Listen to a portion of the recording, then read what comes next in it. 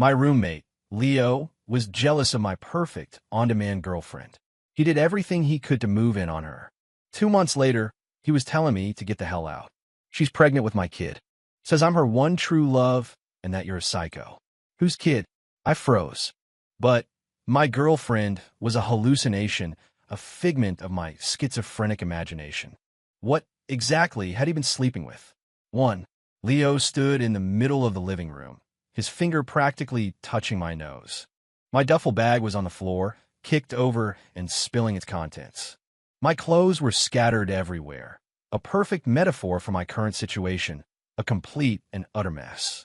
A conqueror's smirk was plastered across Leo's face, wider than if he'd just won the lottery. Are you deaf? I said, get out. He repeated, his patience wearing thin. Evelyn needs to rest. Having a freak like you around will stress her out, and it's not good for the baby. I stared at him, a buzzing sound filling my head. It wasn't because I was being evicted, but because of the name, Evelyn. That was the name I had given my imaginary girlfriend. I have a severe schizophrenic disorder. My therapist suggested I create a perfect partner in my mind to alleviate the crushing loneliness. But I always knew she wasn't real. She was air, a ghost, nothing. How did Leo get her pregnant? I swallowed hard, trying to make sense of it. You're saying she's pregnant? Leo scoffed, crossing his arms and looking down his nose at me. What? You don't believe me, right? A loser like you has probably never even held a girl's hand. He snatched a piece of paper from the coffee table and flicked it at me. It fluttered to a stop by my feet. I picked it up, an ultrasound printout. On it was a dark, shadowy mass that looked more like a tumor than anything else. The name typed at the top read, Evelyn Reed. My hand trembled, and I almost dropped the paper. Leo, thinking he'd broken me, grew even cockier. Evelyn told me everything. She only stayed with you out of pity. But ever since that night, I accidentally walked into the wrong room. A slimy, self-satisfied grin spread across his face. She finally learned what a real man feels like. My stomach churned. That night? I remember that night. I'd forgotten to take my meds and had spent hours talking to an empty room. Leo had been next door, pounding on the wall and screaming at me to shut my psycho mouth. The next morning, however, he'd walked out of my bedroom looking refreshed and smug, telling me I'd been hiding a total knockout. I thought he was just being a sarcastic jerk. Now I see he was dead serious. Leo, listen to me, I said, taking a deep breath, trying one last time to pull him back to reality. My name is on the lease for this apartment. And besides, Evelyn doesn't exist. His face twisted in fury. He shoved me hard. I stumbled back, my shoulder hitting the doorframe. Don't you dare talk about my girl and my baby like that. You're just jealous. I'm telling you, Evelyn is asleep in the bedroom right now. He hissed, his voice low and threatening. If you wake her up, I'll kill you. The bedroom door was shut tight. It was silent inside, but I could smell something. It wasn't perfume. It was a faint, musty odor like something left to rot in damp earth. I looked at the dark, purplish marks on Leo's neck. Were those hickeys? No, the shape was wrong. They looked less like marks of passion and more like the swollen bruises left by leeches. I stopped arguing. A strange, morbid curiosity started to bloom in my chest. If he was so determined to play the proud father-to-be, who was I to stop him? I bent down, stuffed my clothes back into the bag, and zipped it up. Fina, I'm gone. At the door, I glanced back at him. I wish you too a healthy baby. Leo just grunted victoriously and slammed the door in my face. The moment it clicked shut, I heard him call out toward the bedroom. Honey, the psycho is finally gone. Standing in the hallway, I pulled out my phone and sent a text to my therapist. Dr. Miles, if someone can see my hallucination and claims he got it pregnant, what does that mean? He replied almost instantly. It means run, and it means that might not be your hallucination. 2. I checked into a cheap motel. Lying on a stiff bed, I stared at the water-stained ceiling. Leo and I were college classmates who decided to split rent after graduation. His biggest flaw was being an insufferably smug, painfully average guy who couldn't stand to see anyone else have something he didn't. I had managed to keep my schizophrenia secret until about 6 months ago when I skipped my medication. That day, Leo walked in on me, slow dancing with the air in our living room, whispering Evelyn's name. He had a date with him. The girl ran out, terrified, but Leo was intrigued. He became convinced I was some kind of deviant hiding a secret girlfriend. The evidence? All the things I had bought for Evelyn. Designer handbags, boutique dresses, even expensive makeup from Sephora. They were all neatly arranged in my closet. To Leo, this was irrefutable proof of my mysterious girlfriend. He started trying to peek into my room. When I wasn't home, he'd go through my closet. Once, I came home from work early and found Leo holding a red silk nightgown I'd bought for Evelyn, sniffing it with a look of pure ecstasy on his face. No one had ever worn it. Smells amazing. The sound of the front door opening made him jump. He threw the nightgown back on my bed. Hey, man, just, helping you fold laundry. Nice fabric. He was trying to cover his embarrassment, but his eyes were still glued to the silk. From that day on, he became obsessed. He started taking his calls in the living room, bragging loudly about his six-figure salary. He'd walk around without a shirt after showering, flexing his one and only ub. He even started knocking on my door late at night, asking if I wanted to watch the game. I knew what he was doing. He was trying to lure my non-existent trophy wife out of her cage. I tried to reason with him. Leo, it's just us here. You can stop the show. He shot me a look of contempt. Don't play dumb. I've heard a woman humming in here. Come on, dude. Don't be selfish with a girl like that. Let me meet her. At the time, I just thought he was delusional. Looking back now, a chill runs down my spine. He heard a woman humming? My episodes came with auditory hallucinations, but did he have them too? Or was there something else in that apartment with us? My phone buzzed. It was a text from Leo. It was a picture. The background was my old bedroom. A large lump was under the covers on the bed. A few strands of long, black hair were splayed across the pillow. The text read, Evelyn's sleeping like an angel. Some people will never know this kind of happiness.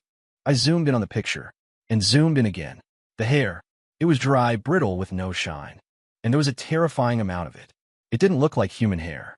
It looked like a tangled mass of black thread. My heart skipped a beat. Had I bought a wig? I think I had. To make the fantasy feel more real, I had bought a high-end, synthetic hair wig. I'd store it on the top shelf of the closet. Was Leo sleeping with a wig?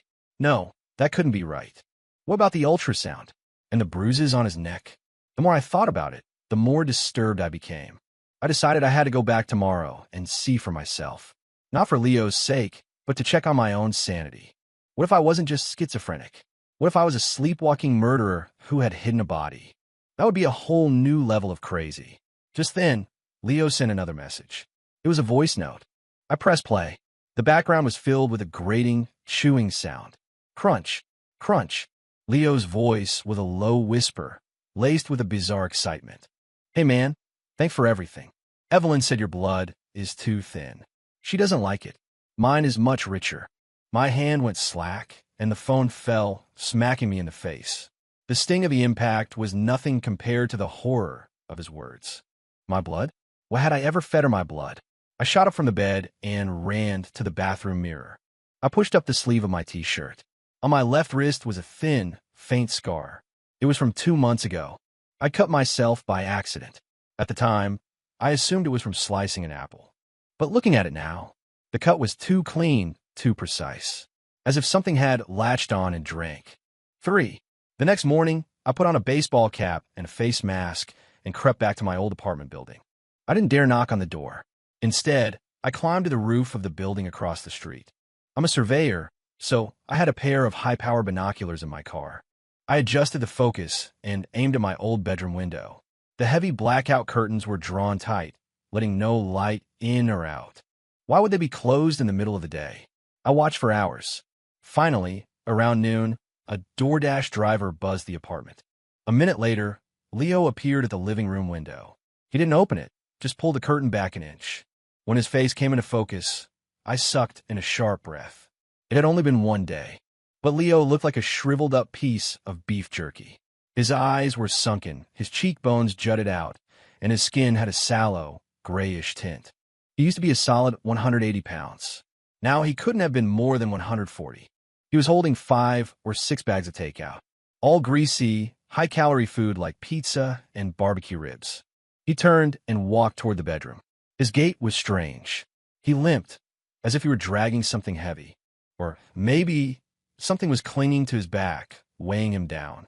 I angled the binoculars, trying to get a glimpse inside the bedroom. Just as the door opened, I saw a hand. It reached out from the darkness of the room to take the food.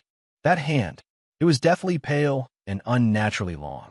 The knuckles were twisted, and the fingernails were black, sharp as hooks. That was absolutely not a human hand, and it certainly wasn't something that a wig could conjure up. Leo smiled obsequiously, trying to enter the room, but the hand slammed the door shut. Bang! Leo almost got his nose broken, but he wasn't angry.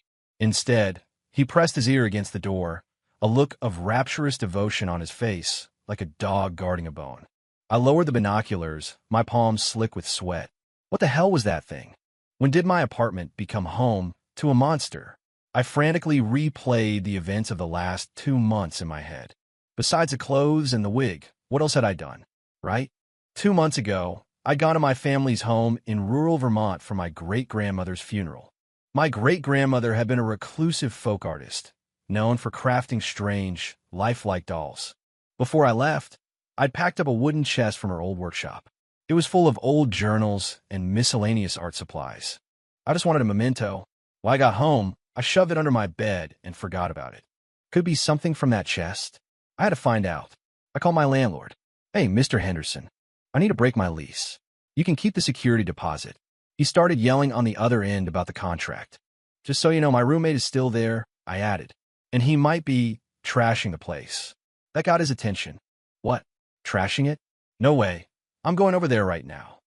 The landlord was a notorious neat freak. That was the magic word. I hung up and waited downstairs. 30 minutes later, he arrived, looking furious. I slipped in through the main entrance behind him. At the apartment door, the landlord started banging. Now, open up. It's the landlord. No response. He pulled out his master key and shoved it in the lock. The door swung open, and a nauseating stench hit us like a physical blow. It smelled like a fish market that had been left to rot in the sun for 3 days. The landlord gagged, covering his nose. Jesus Christ, did you guys cook a dead body in here? The living room was a disaster zone. Takeout containers and gnawed-on bones littered the floor, and there were clumps of black hair, tangled on the carpet like patches of dark, diseased moss. Now, the landlord bellowed. The bedroom door creaked open. Leo stood in the doorway, his eyes dark and menacing. He was holding a paring knife. Blood dripped from the tip. His other hand was pressed against his own thigh.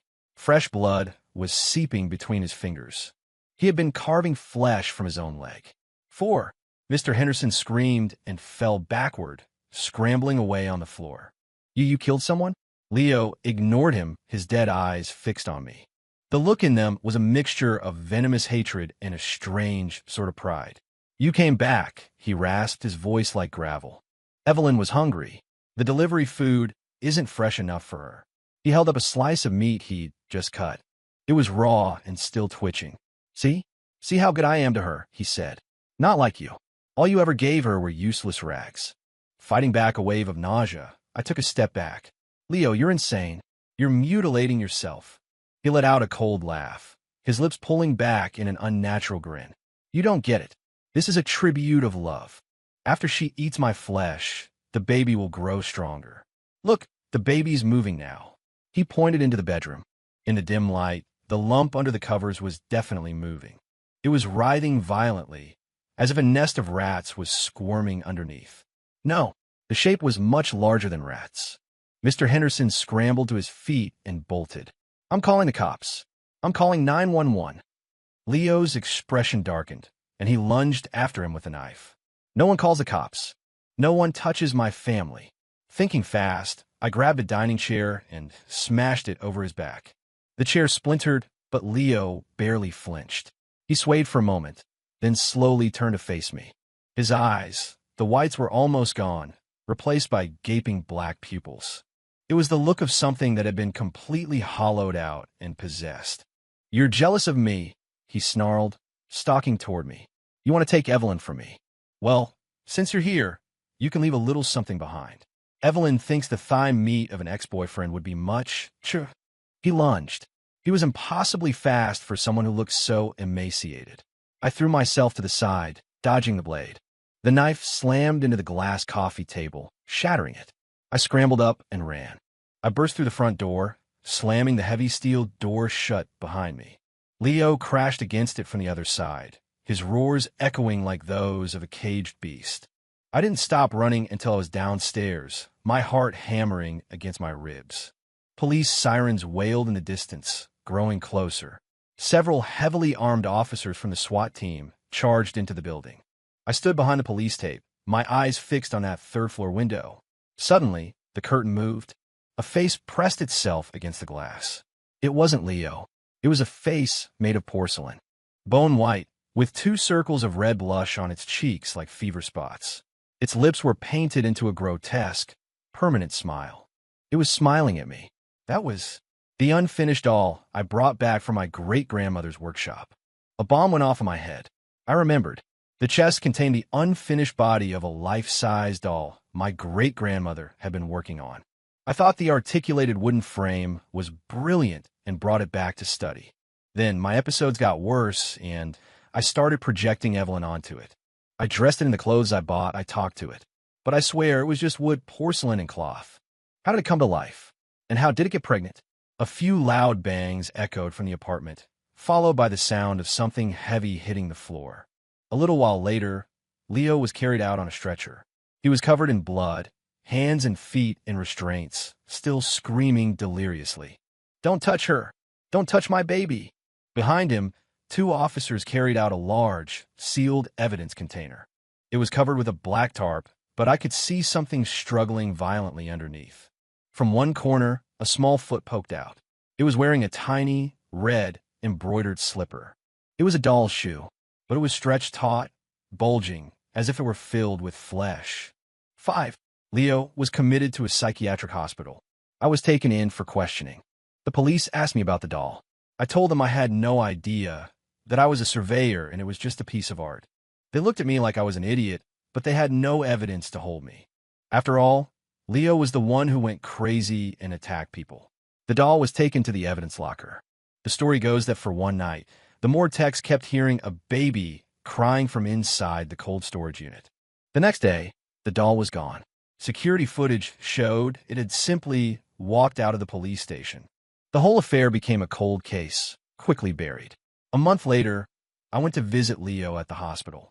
I needed to understand what had happened. Looking at him through the reinforced glass of the visitation room, I almost didn't recognize him. He was skeletal, but his stomach was grotesquely swollen, as if he were 8 months pregnant with twins. His doctor said it was a severe case of pseudocyesis, a phantom pregnancy. His abdomen was just filled with gas and fluid. But as I looked at it, I could have sworn I saw something squirming inside. When Leo saw me, he threw himself against the glass. "Alex, Alex, you're here," he cried, his voice manic. "You have to tell them. Evelyn is real. The baby is real.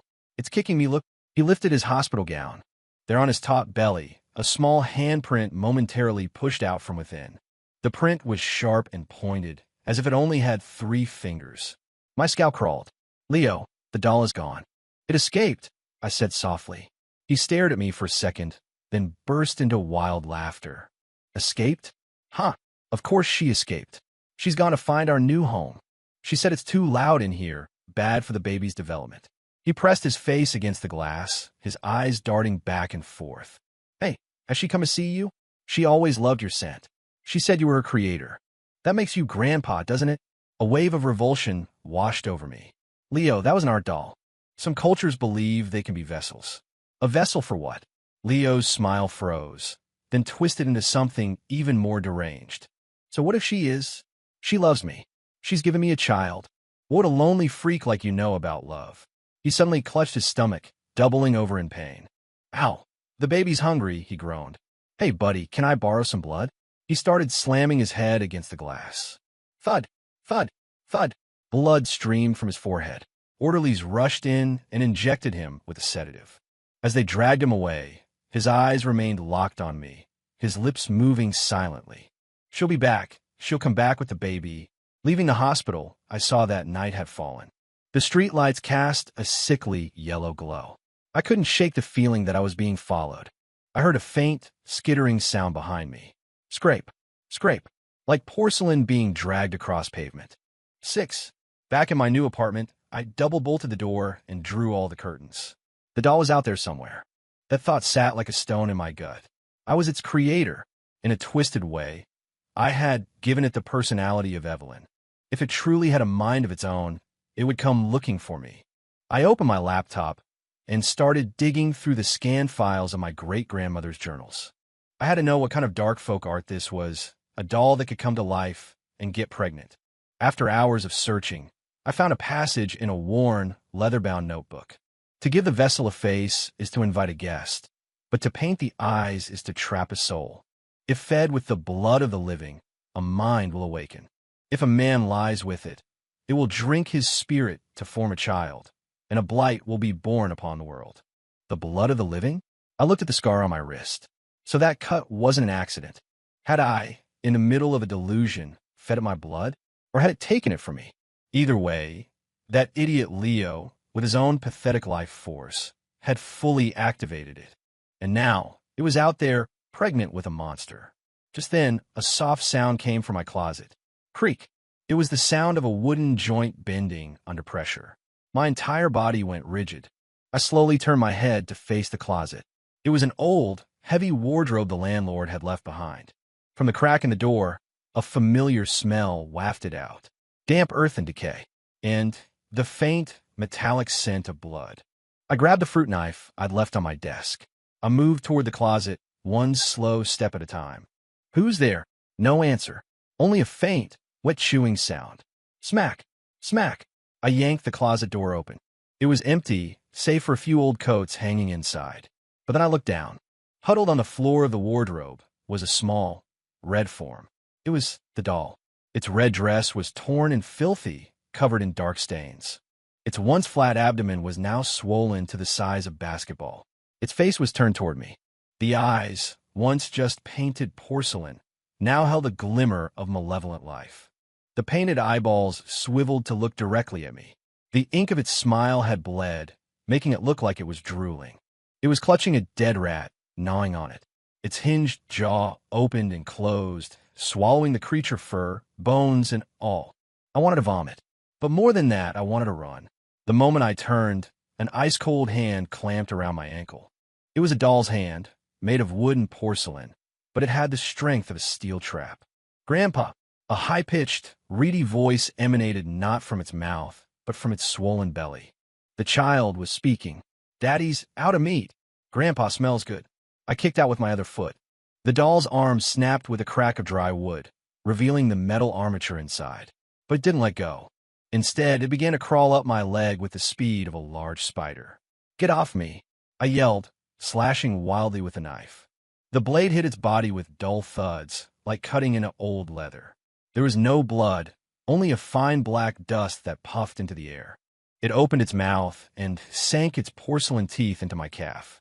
Searing pain shot up my leg. I could feel the blood draining from my body, a sickening vacuum sensation. It was feeding. Full. Tummy. Have baby. The voice from its womb chirped excitedly. I was losing hope. Was I really going to die here, devoured by this monstrosity? Just then, my doorbell rang. Hello. Uber Eats. 7. The delivery guy's voice was the most beautiful sound I had ever heard. The doll's attack faltered for a second, as if the sudden intrusion of normalcy had startled it. I seized the opportunity. With every ounce of strength I had left, I plunged the fruit knife deep into its swollen belly. Puffed. There was a soft, bursting sound.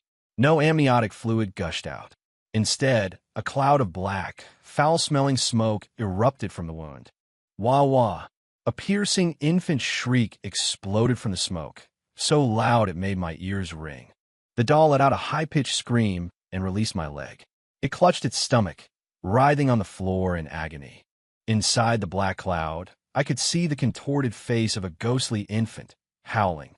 Ignoring the bloody gash on my leg, I scrambled to the door and threw it open. The delivery guy, a big dude holding a large pizza, stared at me with wide eyes.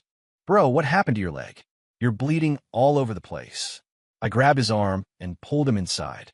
Help me. There's a monster. I know it was a terrible thing to do, but I needed another living person. I needed a witness. I needed more positive energy in the room. The guy was built like a linebacker, and the moment he saw the doll rolling on the floor, his jaw dropped. Holy hell, is that a Chucky doll on steroids? He was a brave one, too. Still holding the pizza, he strode forward and delivered a powerful kick. Trying to bite a customer? That's a 1-star review. The kick sent the doll flying across the room, where it slammed against the wall. The gash in its stomach tore open wider. The contents of its womb spilled out. It wasn't organs. It was a writhing pile of maggots. Thousands of them, pale and wriggling. Mixed in with them were a few severed human fingers, blackened and decaying. Leo's fingers. Snacks it had taken with it. The delivery guy saw the swarming pile, and his face turned green. Oh God, no. He dropped the pizza and ran. Dude, keep the pizza. It's on me. I'm out. I wanted to run, too. But the doll was getting back up. Its belly was now flat, but the maggots on the floor were rapidly coalescing, forming into the shape of a tiny, palm-sized humanoid.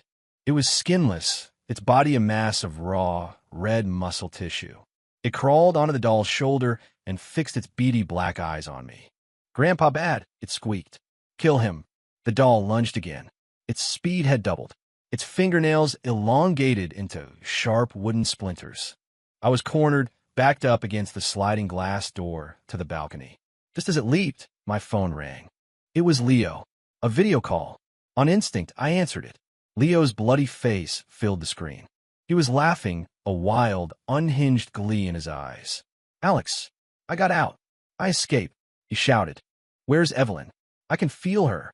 She's with you. Give me back my family. I flipped the camera and aimed it at the doll and the homunculus on its shoulder. Here's your family, Leo. Take a good look. On the other end of the line, Leo fell silent. He stared at the grotesque doll and the disgusting, maggot-born creature. I expected him to scream, to break down. Instead, the look of adoration in his eyes deepened. Evelyn, my baby, he whispered in awe. So beautiful. Wait for me. Daddy's coming to save you. He hung up. The doll froze mid-lunge. It seemed to have sensed Leo's call. The blood infant on its shoulder tilted its head, listening to something I couldn't hear. Daddy, coming, it hissed. Daddy has more meat. They had lost interest in me. The doll turned, scurried onto the balcony, and leaped off. We were on the 3rd floor. I rushed to the railing and looked down. The doll, its dress catching the air like bat wings, glided down into the darkness and disappeared. 8. I had to end this. If I didn't destroy those 2 monsters, they would eventually come back for me. And with Leo on the loose, it was a ticking time bomb. I bandaged my leg and pulled up the last page of my great-grandmother's scan journal. Method of destruction. Its body must be consumed by fire, its spirit sealed by salt. It must be lured to a place of profound despair, so that its roots may be severed from the world. A place of profound despair? The abandoned asylum west of the city came to mind. It was built on an old potter's field, and after it was shut down, it became a magnet for ghost stories and dark legends. I knew Leo would go there. It was a place we used to explore in college, daring each other to go deeper into the decaying wards. In his broken mind, he would see it as their secret place. I bought a 10-pound bag of rock salt and a can of gasoline. I drove straight to the asylum. By the time I arrived, it was well past midnight. The ruined building stood silhouetted against the moonless sky like a giant, rotting skull. I carried the gasoline and salt to the roof of the main ward. And sure enough, he was there. Leo was kneeling on the rooftop, cradling the doll in his arms. The homunculus was latched onto his neck, greedily sucking his blood. Leo's body was shriveling at a visible rate, but his face was alight with pure, blissful happiness. That's it, Evelyn. Drink up. Daddy loves you, little one. The scene was so grotesquely intimate it made me sick. Now, I shouted. He looked up, his face a gaunt mask. What are you doing here? Did you come to steal my happiness? His voice was weak, but filled with a burning hatred. I came to send you all to hell. I unscrewed the cap of the gasoline can and drenched them. The gasoline rained down on him, the doll, and the creature. The doll shrieked. It was terrified of fire. The homunculus sensed the danger, detached from Leo, and bared its needle-like teeth at me. Bad man. Burn him. It shrieked. The doll shoved Leo aside and charged at me. I was ready. I flicked open my Zippo. Goodbye. I tossed the lighter. Whoosh. A wall of fire erupted. The doll became a screaming, flaming torch. It thrashed wildly in the inferno, and the sound it made wasn't of burning wood, but of 1,000 women wailing in agony. The homunculus hopped through the flames, trying to escape. I threw a handful of rock salt at it. The salt hit the fire and burst into a shower of brilliant orange sparks. The creature slammed into an invisible wall and was thrown back into the heart of the fire. It melted like wax, dissolving into a puddle of black ooze. Leo watched it all, his face blank with shock. He watched his wife and child burn to ashes. Then a gut-wrenching, animalistic howl tore from his throat. No! He scrambled to his feet and, without a moment's hesitation, plunged into the fire. Evelyn, I'm coming with you. He wrapped his arms around the burning armature of the doll. The flames consumed him. I watched him burn, watched as his body and the doll's frame fused together in the intense heat. Until, finally, there were no more screams. There was nothing left but a pile of charred remains and the cold, silent night.